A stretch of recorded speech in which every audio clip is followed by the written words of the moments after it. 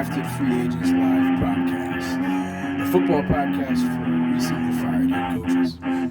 Here are your hosts, Richard and Merp. Hey guys, Hey. welcome to episode 2 of the Undrafted Free Agents podcast. It's the end of week 5, and we've got a really good one. It was a really good week of football. We're all excited to talk about it. There was a lot of stuff that we saw happening, and immediately we were like, oh, we got to talk about that. So many things. But first, let's talk about that theme music. Whoa. Where does that come from? Someone who thinks they're a lot better at guitar than they actually are. Yeah. What I noticed though, there's like a distinct lack of Peppa Pig happening in there. Yeah. Need some pepper. Need some Peppa. Yeah, if you don't know, which you wouldn't know, but that's Rich, right? That's you. Yeah. I wrote that Friday night and then recorded it on an iPhone, and it actually, like, I know it's me doing it, but like it doesn't sound that terrible. Like, it sounds good. Yeah. Sounds It good. was. We cranked up the distortion so you can't tell how bad I'm at guitar, but it fit. I thought like the rhythm and everything kind of matched with what we're trying to do in this DIY stuff. And the original had some Peppa in the Yes, background. so there's some context there that only us two would have gotten, but Right. now we filled everyone in. Yes. There you go. Peppa all over YouTube, by the way. Like my middle school son, there's some kind of like Peppa Pig meme going around on Oh, I have to find it. yeah, and like they joke about it all the time. I don't know, middle school humor. Anyway, let's start the week off, right? We got our highlights, what we loved about Yes. the week in the NFL. There was a lot. There's Yeah. a lot. There was a lot to love. Do you want to go first? Okay, yeah, sure. Yeah, So sure. the highlight of my weekend, I think it was amazing watching the Giants-Seahawks game, the polar ends of that game, where the one of the first, it wasn't the first play of the game, but early in the first quarter, you had the Giants go down the field 94 yards, right to like the 1 yard line. Fumble the ball. I'm still not super convinced that they actually fumbled No, it. that was a touchdown. Yeah. 100%. That was a touchdown. And they got it returned 100 yards the other way for the Seahawks touchdown. You've seen those highlights or those plays where you're watching like, oh, that's not going to count. I don't know why those guys are wasting that energy and they're running after him. And I think a lot of the Giants kind of like, oh, this is just going to come back. Yeah, there's no way. And it didn't. It counted. Yeah. It counted. Yeah. So we spotted the Seahawks 7 points, and then you go to the end of the game when the Seahawks should have tied it, and the Giants hopped the gap, blocked that field goal. Totally What's unexpected. Totally unexpected. How could he not have blocked it? He was so close, right? Right. It would have been like a wanted bullet. Remember that movie? Yes. Yes. It's like navigate around it. And then it gets returned, and Seattle has the same exact feeling. Like, oh, this is going to get called back. Yeah. They touch the center, like, it's Whatever, come back. yeah, right. And then it didn't. Yeah. So, like, the two crazy plays to start that game and end that play were the highlight for me. Yeah, and that one play, like the block kick, have you seen like the analysis of the coaching that went in, the scouting? Time it perfectly. Yeah, like the special teams coach noticed like they were digging a little too low in the middle of the line. It's amazing, and coaching up the defensive tackles. They had Dexter Lawrence was in there to like actually hold down that guard so that Simmons can clear. You know, that those, we hear a lot about how coaches spend long nights, you know, in the film room and all that, and you can see that's where it pays off. Yeah. I always assumed like special teams is like what they gave players, like busy work. Like it actually made a difference. Like just go study this film, see if there's anything that Seattle's doing funny. It actually made a difference. Right. Yeah, and you maybe it was not the special teams coordinator, but like some lackey that were like, pour through this film and see what you can see. We're not gonna know who that person is. The NFL equivalent of a grad assistant. Yeah, like an intern or something. Yeah. something. Right. Um, every weekend we get like a barrel full of just incredible plays. Something about the NFL game, it's so varied. You never know what's going to happen, and so many things can happen compared to other sports. Like in basketball, and I love basketball. I played basketball. It's just like the same thing. There's only a limited number of things, but there's so many variables. Yeah. And so then you get these wild plays, and I'm thinking of like Lamar Jackson's incredible touchdown where he like face palmed, I think it was Hubbard twice, and just like tossed it. But last night, and you probably know where I'm going with this, like there was a play that I saw, and it just made my face light up with a smile, like just pure joy, because it was like an unbelievable play, impromptu, and unexpected, right? And I'm talking about Travis Kelce's lateral. Yeah. Right? What a play. What a play, right? And the thing about the NFL game is there's so many different things you can do to accomplish a goal. First down. It's Almost. 30 and 22. Right. Eventually they did. If not for that play, they wouldn't have had a chance. And so there's so many tools at your disposal to like get to from A to B. And that's one that we don't see a lot of. You don't see a lot of laterals for good reason. It's not the safest play, but when you see it, everyone's probably got to be out of their seats when they see that. That's going to be the next thing. How long do you think until the NFL starts hiring Australian rugby, Australian rules football coaches? Like, hey, come over here, teach us this. Oh yeah. This lateral, because no one the Saints didn't know what to do when that happened. Right. They were all exactly collapsing on Kelce. He pitches it, and it completely changes that down. And I spent the summer trying to convince you guys to watch some rugby with me. Yes, I really got into rugby. I'm actually a New Zealand Black Ferns fan, and so that it made me think of that. Like, it kind of looked like an offload, or like a rugby offload. There's at least one rugby player, right? Yeah. Actually, on the 49ers. Oh no, it's on the Chiefs. We're getting ahead. Oh. That's going to be my fourth down. Your fourth down. Yes. Okay. Okay, and so I think we're ready to move into first down for the week, right? So let's get over to first down. Cue the music back up. For first down, you sent the text. You were like, you wanted to challenge my NFL knowledge. Yeah. Right. So it's quiz bowl time. We're gonna. What are the parameters of this quiz? So everyone knows we have 32 NFL teams. We might have some in the future, but we have some that, like decades ago, existed and no one knows that.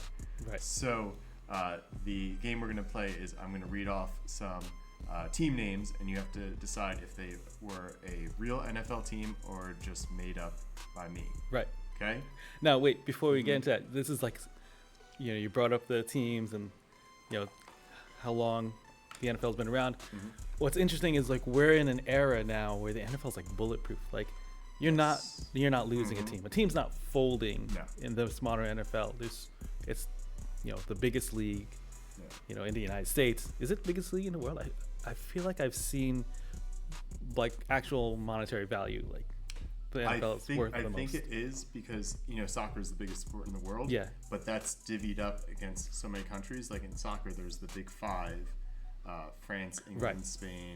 Yeah, I get it. Okay. Yeah, so like that gets divvied up. Where this is just, if you like football, you got to watch the NFL. But we forget there was a starting point for the NFL, and the NFL had teams that came and went. A ton of teams, right? Like so many teams. Yeah. All right, so you ready? Yeah. All right, so I'm going to say a team name. Yeah, let me just make sure.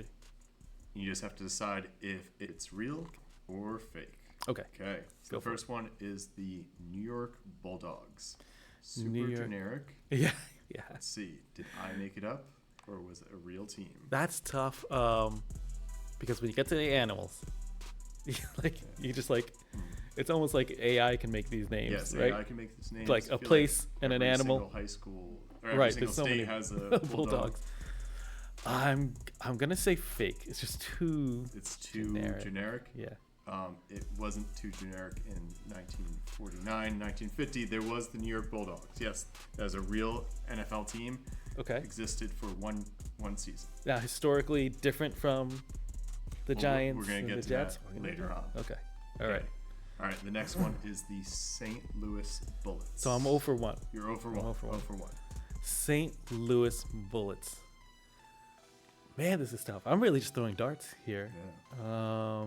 People were obsessed with guns in the 50s, so like, I don't know. I don't know There though. was the Washington Bullets. There was the Washington Bullets. How did that happen?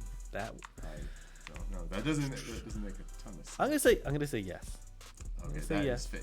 That is fake. That is Oh fake. my gosh. That did not exist. Bullets is kind of a weird name for any sports team. I don't know It why. is. Yeah. But just thinking that there was a Washington Bullets, I thought, because sometimes you get these organizations that are owned by the same people. They got the Yes. same Yeah. They come from the same place. And that threw me. You Owners- did a really good job on this. Yes, thank you. Owners are just like, hey, this team played here this year. They had a cool name. We're just going to steal that. Right. It happens a lot. Right. I follow your logic. Okay, here's the next one. So you're over 2. The Dallas Texans. We have the Houston Texans now. Did we ever have the Dallas Texans? Yeah, we had to have had the Dallas Texans. Okay, that is true. That is Okay. a real team. 1952, 1 for 3. 1 for 3. 1 for 3. Okay. How many you got? I got 5 plus a bonus. 5. Okay. Okay. So All right. next one is the Toledo Pros. Toledo Pros. Yes. Oh man. Would make it. I It's weird now, but maybe back then because they were. I'm gonna amateur doubt teams I'm gonna and doubt your professional teams. ability to like make such an off the wall one. So I'm gonna say that was a real team. That is fake. That is fake. There was the Akron Pros. Okay. Yeah, and then there was the Toledo Maroons, which was I feel like maroon was really popular Right. in the 50s, so that kind of made sense. But no, the No. Toledo Pros, not a real team. Okay. All right, last one before the bonus. Kind of an interesting one. We'll see if it's real or not. The Boston Yanks. Boston Not Yankees. Yanks. Yanks. Boston Yanks. No. You can't be a Kind of Yank seems weird now 'cause or we a have the Yankee. New from- York Yankees. Although I see the Yanks. We could be like, as opposed to a red coat, Yeah. right? Boston. I'm sticking with how no. old do you think the NFL My is? My gut's telling me no, and I always tell my kids, trust your gut, right? 'Cause Not in this instance. Oh my That God. was a real team. it's really- It was a real team. So there was actually 2 iterations of this team. Uh-huh. In 1944, and then for some reason they stopped in 1945, probably war related, and then came back in 46 and through 48. Now you mentioned earlier that a lot of these NFL teams came and went. Right. All the real teams that I mentioned were actually the same franchise. So it started as the Boston way. Yanks Uh-huh. for a couple of years. Okay. Then they just became the Yanks. I guess they lost their city. Right. Then they became the New York Bulldogs. Okay. And then for a short period of time, there was the New York Yankees baseball team and the New York Yanks football team. And then Oh. in 1952, they moved to Dallas and became the Dallas Texans. These were all the same franchise. Whoa. Okay? My mind is blown. It's going to get blown once more. Okay. Eventually, so the Dallas Texans ceased to exist after 1952, but then that, I guess, kernel of an idea popped up again in Kansas City, Uh-huh. where they became the Kansas City Chiefs. Yeah. Yeah. And if you remember back years ago, I think Yeah. Alex Smith was the quarterback. They actually had Dallas Texan throwback uniforms. I don't remember that. I'm Yeah. gonna You look it up. Yeah, I'm gonna actually really Google that. cool. Look that up. So yeah, this though. was all one franchise. Crazy names. And also, it's funny to imagine that a team that was called the Yanks, which is short Yeah. for the Yankees, decided to go to Texas and become the Texans. You know what I mean? Like, I feel like if you call someone a Yankee in Texas, that's an insult. I think about those teams though that like Yeah. pick up and move, but don't change their names, like the Yeah, Lakers. the Lakers. Like, doesn't make any sense. Doesn't make any sense. I think I would have wanted to see a Dallas Yankees. the Dallas Yankees. Yeah, Yeah, Dallas that'd be Yankees. pretty would cool. have All right, this is a bonus question, bonus Okay, round, bonus. extra credit. Yep. You only got 1 out of 5, so maybe you can make some points here. So this last one is it an NFL team, MLB team, or both? been. Okay. Cincinnati Reds. I'm NFL team, MLB team, or both? gonna say both. was, both Cincinnati Reds were an NFL team for a short period of time, and obviously we had the Cincinnati Reds as a Major League Baseball team, which happens a lot. Like the New York Yankees, like they were just naming things like left and right, just like the same thing. The New York Football Giants, the New York Baseball Giants, right? Like the San Francisco Giants were the New York Giants, right? Yes, baseball Giants, yeah. And were they?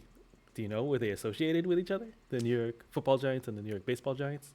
I would have to look that up. Okay. I imagine not. They probably just got the same name. Like we know the Giants' nickname comes from the skyscrapers. They probably just both saw the skyscrapers and like it's good. It's like when two bands in different parts of the country like, oh man, isn't this a really cool band name? And they both do it, but then they don't realize until like they go online. Yeah. Or get big. But I want you all out there to note, I did reach the bottom of Rich's useless knowledge. Yes. I found a kernel he hadn't gotten to in his sports trivia. We're going to be doing a lot more of this. You're going to learn more about Rich's penchant for useless sports knowledge. It's so useless. It's so useless. All right. All right. We're ready? Let's go to second down. Okay. Let's go to second down. And, we wanted to always expand our game here, right? And I saw something happen in week 5, and I thought, we got to, analyze this. There was one play that was sneaky influential in how a game played out. And I noticed right away that, TV announcers later, other commentary, no one talked about it. But when I saw this play, I was like, wait. That made the difference in the game, okay? And it was early in the week. I'm talking about our Thursday night game, barn burner, really great game. Yeah, right? Just back and forth. Yeah, between the Tampa Bay Buccaneers and the Atlanta Falcons. And so I'm going to set the table here for you on our whole play here. We're talking about one play. Yeah. And we're talking about second thoughts, right? Micro decisions. What could these players have done differently? How it could have completely changed the outlook of the game. Monday/Tuesday quarterbacking. Yeah. So here we are. We're at the end of the game, at the end of regulation, not at the very end of the game. And you'll probably, if you saw this game, you'll remember this play. It's 1:52 to go. It's 4th and 15. Atlanta has the ball. They're down by 3. All right.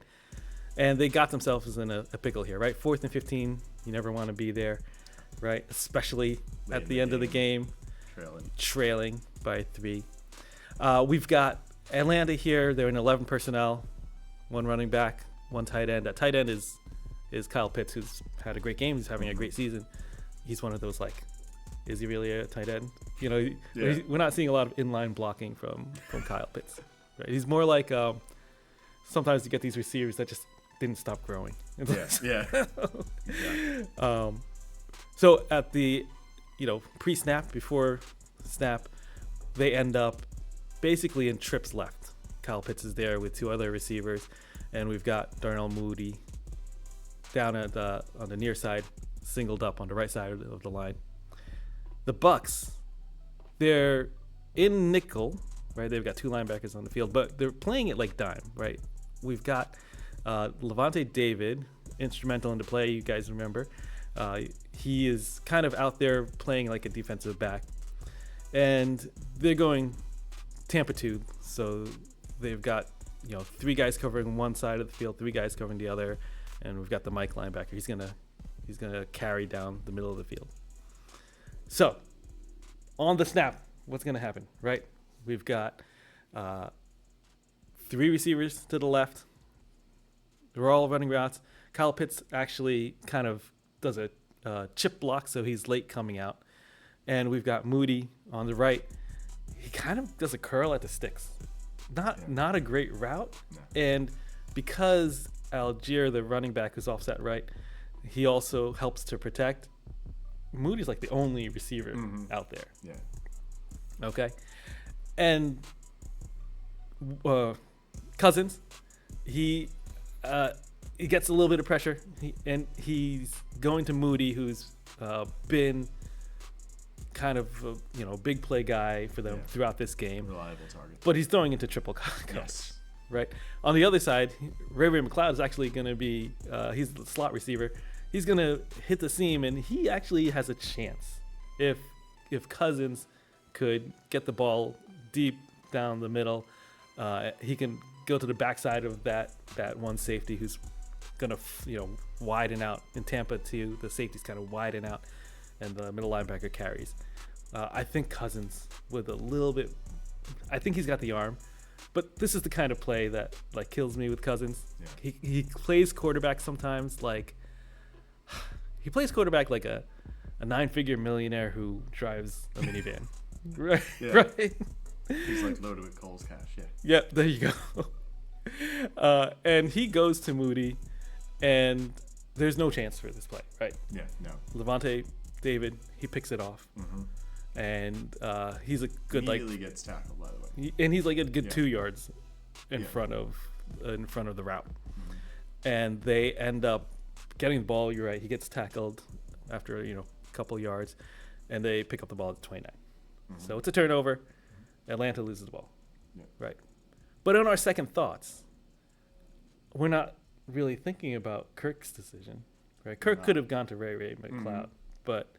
It all works out for Kirk. It all works out for Kirk in the end, right? So, what are we looking at here? Should he have intercepted it or not? Should he have, right? Or just knocked it down? Right? Because what happens?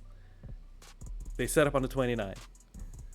They actually lose yards on the first play. Mm-hmm. Run. I'm talking about the Bucs now. They've got the ball. Yeah, offensive holding brings them back. Another no gain, and they've got a punt. Yeah. Right, because at that point you've got like a 60-yard field goal. It's in that range. Kickers nowadays are incredible, but you got to have the stomach for it as a coach too, right?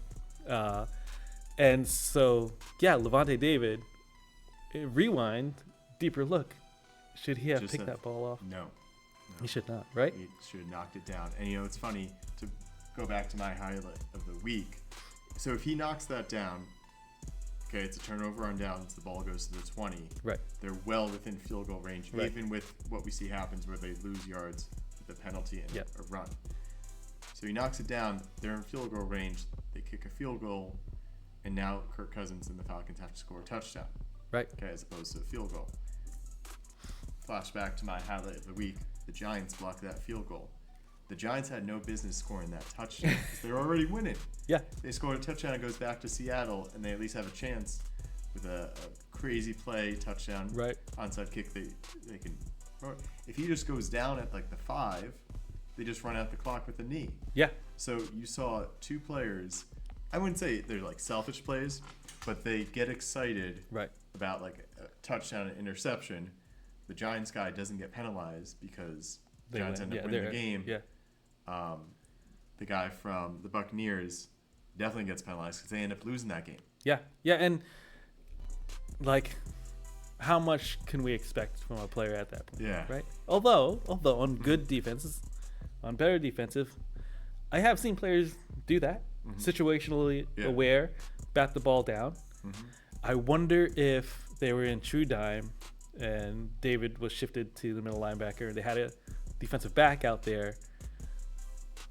He would have been less excited about getting the pick. Yeah. Maybe I don't know. It's always hard too, because like those guys, that means dollar signs. That those does. Guys, yeah. Right. They look at all those stats, and that's how they price out what you should be making. So I get like you got to make that interception because it's good for your career. Right.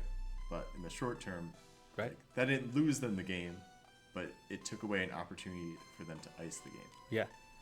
Yeah, and we've encountered these brilliant defensive coordinators, and maybe they prep for that, right? Mm-hmm. Maybe the team culture is about, what's best for the team. Whatever it is, we have seen players bat that ball down in the past. It's really Levante David did, and no one really said anything about that. But I was looking at that and thinking back, I was like, man, the Bucs had it in their hands. Yes. If Levante didn't have it in his hands. Yeah, exactly. Right? I always think you always see the more like relevant example, not relevant, but more common example, running backs when they go in Yes. and they just need a first down, but they break through the line and they can score a touchdown super Right. easy. They just go down at the 1. And remember, Ahmad Bradshaw in Right. the Super Bowl tried so hard to stop at the 1, and his momentum just took him into the end zone. Yeah. You know, it'd be interesting to see how these coaches deal with that, where you have you're always trained to score a touchdown, intercept the ball, but in certain times that's not the best play Right. in terms of like statistics. Right. So that's our second thought of this week. A great play, great game, and great ending. What a great start to the NFL weekend. I know. Yeah. And a great week. We got like a Sunday morning game mixed in there. It was just a good weekend. of I football. do always forget about those London games, and it's always a surprise fantasy-wise. And Right. I'll turn on the TV like, oh my goodness, there's a game. All right. All right. You ready for third down? I am ready for it. Let's move through this. Third down. We teased this last week, right? We're gonna be talking Joe Flacco a little bit here. Apropos, it's near Halloween because he just can't die. He just always comes back. Oh, Richard. So we decided what we would do is try and find the Flacco line, Yes. right? The Flacco line. That's like the demarcator between is your quarterback better? Mm-hmm. Are you better off in your quarterback room situation than Joe Flacco? Yeah. Kind of similar in baseball to the Mendoza line. If you remember the Mendoza line, you ever hear of the Mendoza line? I don't know much about Oh, it. okay. It's like this one player, I forget his first name, but he was just constantly in between the majors and the minor Oh, okay. leagues. So he was like the demarcation line. He batted 200. So like if you were better than him, you could be in the right. majors. If you were worse than him, you meant to be in the minors. And it's funny, if you actually look this up, they actually have a football Mendoza line. Oh, really? It's actually a current NFL quarterback too.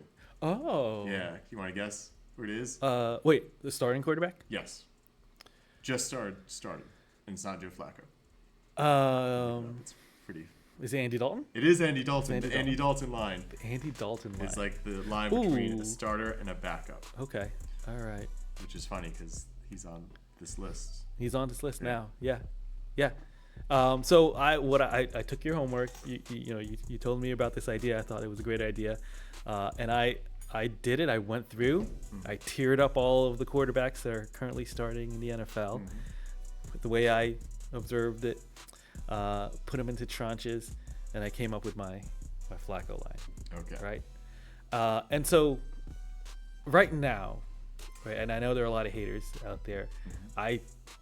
It's easy for me. I think Mahomes is like his own tier. Yeah. I was talking to someone earlier today about when a quarterback matures, right? Like a late or post mid stage, Peyton Manning, Aaron Rodgers, Tom Brady. There's a command of the offense that's different. When they're installing things into an offense because your quarterback can do it, that's where that's where those guys were. You see them catch 12th man before they get off the field, offsides, like all these things. Rodgers is really good. Yeah, when you get the ability unlocked to put that in the offense, right? And the thing is, Mahomes is not quite there, but I watch him move the offense around, and I can see for a young player, he's like way advanced. Yeah. Way advanced, right? What's crazy, and we could talk about this on a different episode, but so Mahomes is tracking where he could be the greatest of all time. He could be the GOAT. Right. Which would mean Tom Brady had the shortest stay as GOAT ever. It was like 4 years. And then Mahomes came and like, no, I'm going to take this over. But anyway. Hard. It's early to say. Early to say, right? Tracking that way. But yes, early to say. All right, let's fast forward a little through this, right? So the next tier, any team would love to have these players, right? And I'm gonna throw them out there. They're kind of in order, but I can see people, jostling the positions. I got Jackson, right? Lamar Jackson, Josh Allen, Kirk Cousins. He stays in here, and he's showing, proving his worth right now. Jared Goff, what a story! Like I love that. I love seeing that. Right. Jordan Love, I think, is, talk about potential. CJ Stroud, I see him almost make no mistakes Yeah. in a game. And right now, at the bottom of this tier for me, Sam Darnold. Ooh, I know. Sometimes he wants to be the other Sam Yeah. Darnold, but he's, they're not losing because of him. They're winning because of himself. Got a little Right. down to earth this weekend, but yeah, I Yeah. get what you're saying. Next grouping, it's a mix of guys that are high floor, low ceiling, and guys that are not meeting the potential that they could be in the next level, Yeah, right? they So could be a little younger. Yeah. I've got Joe Burrow, I wrote in here Baker Mayfield. Derek Carr is really reaching, but for this season, I'm talking about at this moment. But Derek Carr, this is as high I think as he can go with this list. Brock Purdy, a little bit of a mystery for me. I talk him down a lot, but he's up here. This is a good place to be. Geno playing up also. Baker, Geno, they're both like playing up to this, and Derek to this section. Justin Herbert, like Joe Burrow, could be a lot better. Yeah, both of them are having like Right. a little bit of down years. Yeah, and I'm gonna say this is like the Dak Prescott place. Like Dak Prescott's gonna be here. He's not going up or down. It's the from name here. of his group. Yeah, That's this is the name of Dak group, Prescott yeah. group. Right. Okay. The next group, they're like, it's almost like the bridge between the next great quarterback, yeah, right? yeah. Like, we got this guy. Bridge quarterback, yeah. He's here. We got him. Yeah. We're gonna, They used to get call some that good the stuff, Teddy build around him. Bridgewater. Right. So I've got Kyler Murray, Justin Fields. Justin Fields. I'm not impressed, by the way. Literally just bridging. Yeah. Till Wilson gets Matthew healthy. Stafford, he's just not in his prime anymore. Daniel Jones is here, although I think Daniel Jones is playing great right Yes. now. Jalen Hurts, this is his place. I think people Yeah, like over. two years ago. Yeah. That just was. I don't think he was as good as people Nah. put him. Jacoby Brissett He's is hit a just he's just existing right now. Mm-hmm. And Gardner Minshew, again, punching above his weight, Mhm. right? But not really holding his team back. Yeah. This This is the line. is the line. I not think hot. these are better than Joe Flacco. Mhm. It's funny because I'm looking at both our lists. So our first, like the top player below the Flacco line, we both have Lawrence. Yeah. Right. He's just not progressing. He's not. He's Yeah. not. His. And it's Yeah. funny because the two big quarterback prospects out of that field coming out of high school, Lawrence and Mac Jones, Oh my both on gosh. the Jaguars. Both of the Jaguars. Yeah, not What are they doing doing? So great. What are they doing? Yeah. All right, and so above the or below the Flacco line, we've got Trevor Lawrence, we've got Aaron, Ron, just got his coach fired. Yeah. I truly believe you got him fired. We've got the whatever's happening in Carolina, Yes. Currently Andy Dalton. Yeah. right? Will Levis, what is going on there? Too busy making Mayo commercials.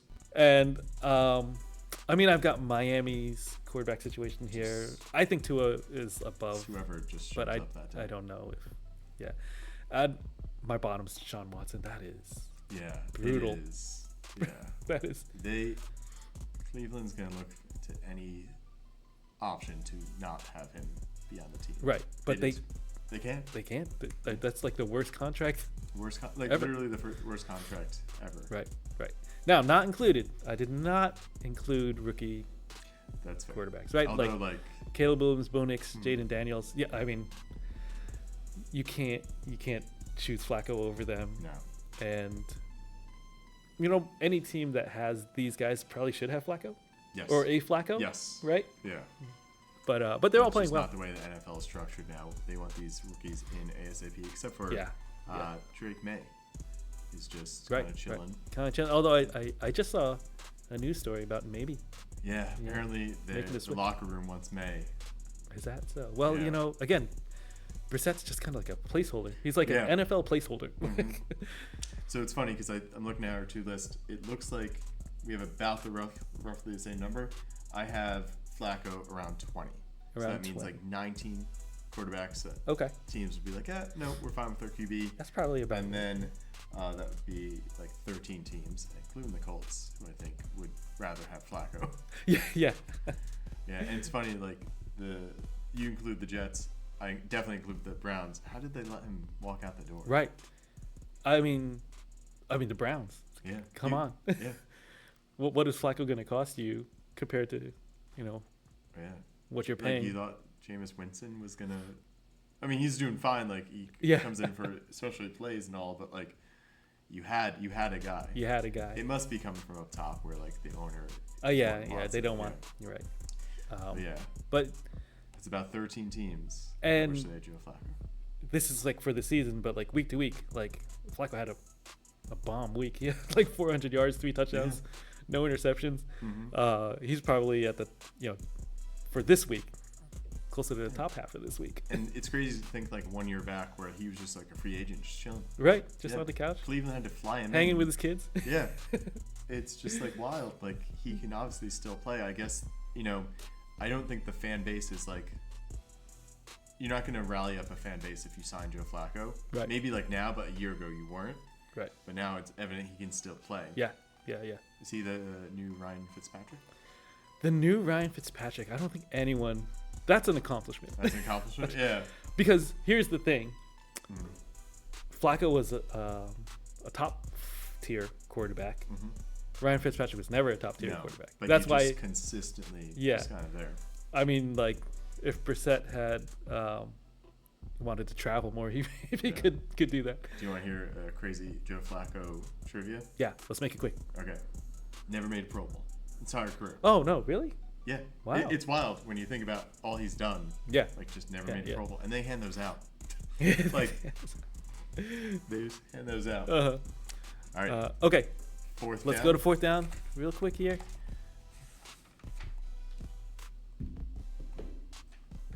Okay, what's going on here? There you go. All right, fourth down. So to close things out, a little bit of fun. We were thinking, superhero movies are big now, right? If you could have a superpower, like steal an NFL player's superpower, kind of like Monstars Yes. style, right? The original Space. Right. What would it be? What would you? All right, I'm gonna go a little unconventional here. I believe it's pronounced Troy Taylor. Troy Taylor. Yes, I can see the expression on your face. You're like, who is Yeah. this? Who is this? He's the rookie punter for the Chicago Bears. Okay. But he came over from Australia. Ah. Australian rules football player. Okay. Went to the University of Iowa. Was putting up NFL numbers as their punter. So average 42.6 yards per punt net, which is like a great NFL punter already in Right. college. And I feel like that translates like a punt in college, a punt in the NFL. Right. It's a punt. It's all a punt. 49% of the time, he's landing it inside the 20-yard line, so he's switching that field real nice. His career long is 70 yards, which is just wild. Wow. So, I mean, who There you wouldn't go. want to be able to kick a ball really, really far? Most people, but you're a kicker. So. Yes, yeah. It seems, first off, it is really cool to kick something really far. It's transferable to other sports. Okay. Kickball, soccer. Yeah, I led with kickball. It's okay. Kickball, yeah. And then it's like the safest position. So Right. True. So if your fantasy league, yes. which I'm actually in one, has punters, Check them out. there's your tip. I bet you know one There's has your it. hot tip. Right. Plus, you get to wear the cool punter No, helmet. they don't do that anymore. They should. They should. Yeah, I think They that got grandfathered out. Yeah. All right. Your I mentioned superpower. last week cornerbacks. I'm still thinking about cornerbacks. I want to just forget my mistakes as fast as a Yes. cornerback Oh does. my goodness. Like you'll see them get burned, mossed, whatever, and the next play, like a pass goes in the dirt, and they're like, as if they're the ones who like won the Super Bowl. Yeah, They're like you want the celebrating on the memory of a sideline. goldfish, I want the in other memory words, of a yeah. goldfish. And Yeah, when I make specifically mistakes, with mistakes. right? You know, like one of those people that like, I'll think about it for like weeks. Like, oh, did I really say you too to like the The cashier. Yeah. cashier? Yeah. You have a great weekend. Yeah. You too? Yeah. Right. So yeah, that's why I want to like, right? I did it. It's gone. Be a goldfish. On to the next play. On to the next human interaction, I guess. Awesome. All right. All right. Hey, that was episode 2, week 5 of the NFL. we've got a full season to go. Really excited to keep this going. We'll see you guys. I think we should be doing 4:35 instead of 4:30, but next week, Tuesday, 4:35, we'll see you there. All right. Thank you. Take care. Have a great week. Yep. Later.